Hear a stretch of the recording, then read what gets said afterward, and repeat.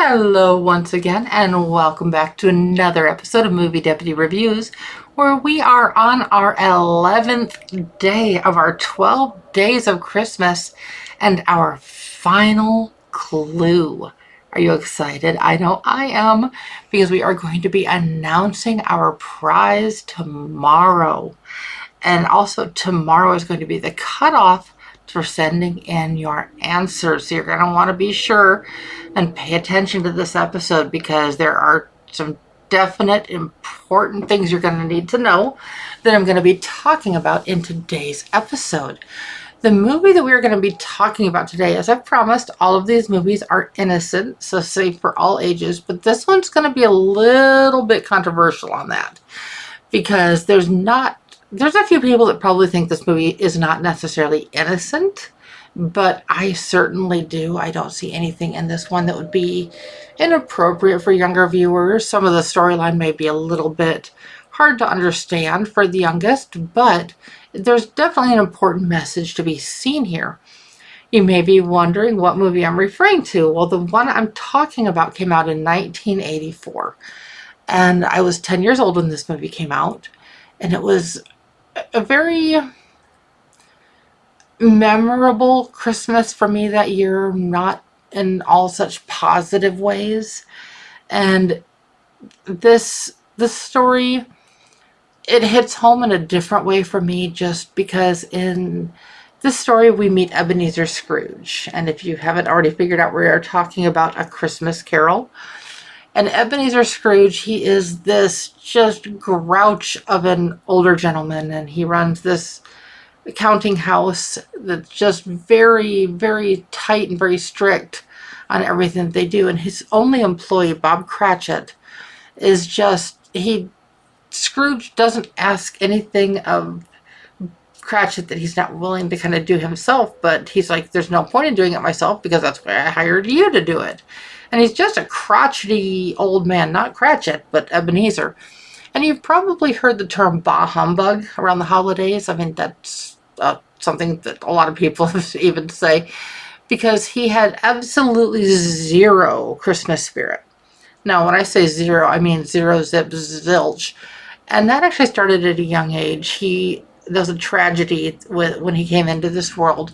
And this movie kind of explains a little bit of why he is the way he is, because of the way he was raised. And it's kind of like that. So it kind of gives you a backstory, and people try to reach out to him and they try to connect to him, but he has zero connection to the world around him. He doesn't want anything to do with anybody. He just wants to do what he does and just basically live this solitary, lonely life. And because of this life that he is living, there's positives and negatives on the people around him. This is slowly explained as the story is told, but he's put into a situation where he faces his old business partner, or I should say the ghost of his business partner. And that would be Bob Marley. Or sorry, Jacob Marley. I don't know. Sorry. It's Bob Cratchit, Jacob Marley. But when Jacob comes to him and he's like, these are the chains that I must wear because of my decisions in life, and yours are going to be a lot heavier than mine, as he says to Ebenezer. And Ebenezer's like, well, what can I do so I'm not bound by these chains? And Jacob tells him, you will be visited by three ghosts. The ghost of the past, the ghost of the present, and the ghost of what's basically going to be the future. And he's like, well, what can I do so I don't have to deal with all of this? Because he just wants stuff to be simple. And it's not that simple. But as each of these ghosts come forward, and don't worry, I'm not going to spoil anything. But as each of these ghosts are coming forward, they're showing him both what life is and what life could be and what life could have been. So it's a very in-depth perspective, and the story is a bit heavy at times, but in doing so, it really brings to the forefront the hurt and the pain that he's been dealing with his whole life. And after the final ghost, he wakes up and there's probably some people who think it was a dream. There's other people who think this actually happened to him. At least from watching the movie, I'm not talking about the people in the movie. I'm talking like there's people that watch it. It's like, okay, but did that all really happen or what's going on? And that will explain itself as the rest of the story is told. Don't worry, I'm not going to spoil it for you, especially if you've never seen this. The ending is a little bit different than what you might expect. I mean, people just kind of expect the feel-good, happy endings, and sometimes the stories like this don't always have the full-on feel-good, happy endings that you might expect. But that doesn't mean that it's any less meaningful of a story.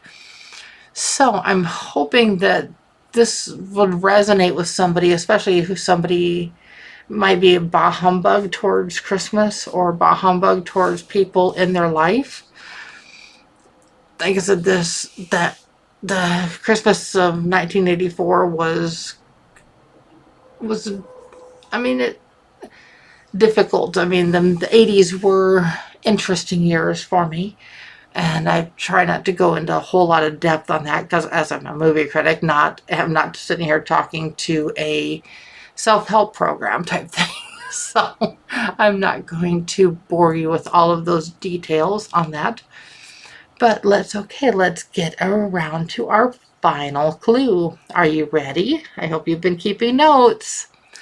Our final clue on our 12 Days of Christmas, day 11, is trundle. That's trundle. So I hope that these clues can kind of fill you in a little bit. Now here is the important part.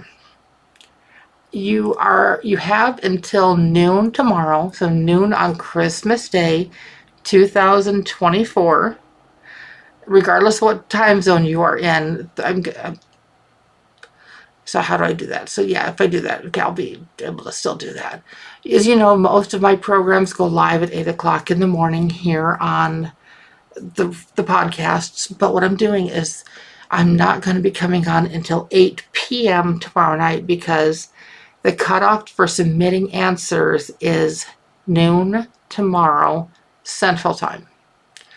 So that would be like 10 in the morning Pacific Time, or 1 o'clock in the afternoon Eastern Time. So that kind of gives you a little bit of an idea for that. So take your time, figure out these clues, and submit your answer you can either submit it directly on moviedeputy.com on the Contact Me page. What I need from you is I need your answer to the trivia. And the answer is actually it's two parts, so I hadn't announced that yet. There's two pieces to the answer. Now, if you get either piece of this answer correct, you will win something. But if you get both parts of the answer correct, you will be winning an extra special prize pack from Movie Deputy. Now, along with your answer, I will need your shirt size, and I will also need your name and your mailing address. And you can submit this on moviedeputy.com's Contact Me page, or send me an email directly at moviedeputy@gmail.com. So I am so looking forward to these answers. I've been getting them, people sending them to me like off of our Facebook page and off of our X account, formerly known as Twitter. Things like that. But what I need from you to submit the answer for the answer to count, I need the answer. Like I said, it is a two-part answer, but even if you just get one of the pieces correct, there will be still a special prize to get. But if you get both parts of the answer correct, you will be winning an extra special Movie Deputy prize pack. Like I said, I will need your name, your shirt size, and your mailing address. And without all of that, I will be unable to get the prize to you.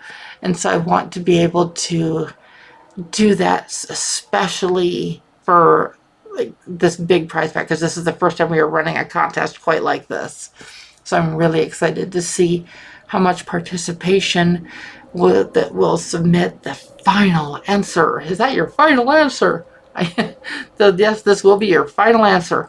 So again, the cutoff time for that is going to be 12 noon Central Standard Time. So if you need help figuring out what that is, feel free to ask somebody close to you and they will surely help you, or you can even Google it. So I am so excited to see what's going to happen. I will be back at 8 p.m. tomorrow evening with announcing what the full answer is. And I will also be announcing how many winners I have and then how I will be notifying them, etc. So I hope you are as excited about this as I am, and I cannot wait for tomorrow. I cannot wait for Christmas. I am like a little kid. I am just giddy, as our movie that we talked about today, A Christmas Carol, mainly takes place on Christmas Eve.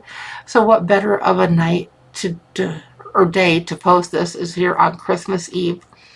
So I hope that you have a very Merry Christmas and tune in tomorrow for some extra special content. I'll be back soon. Bye-bye.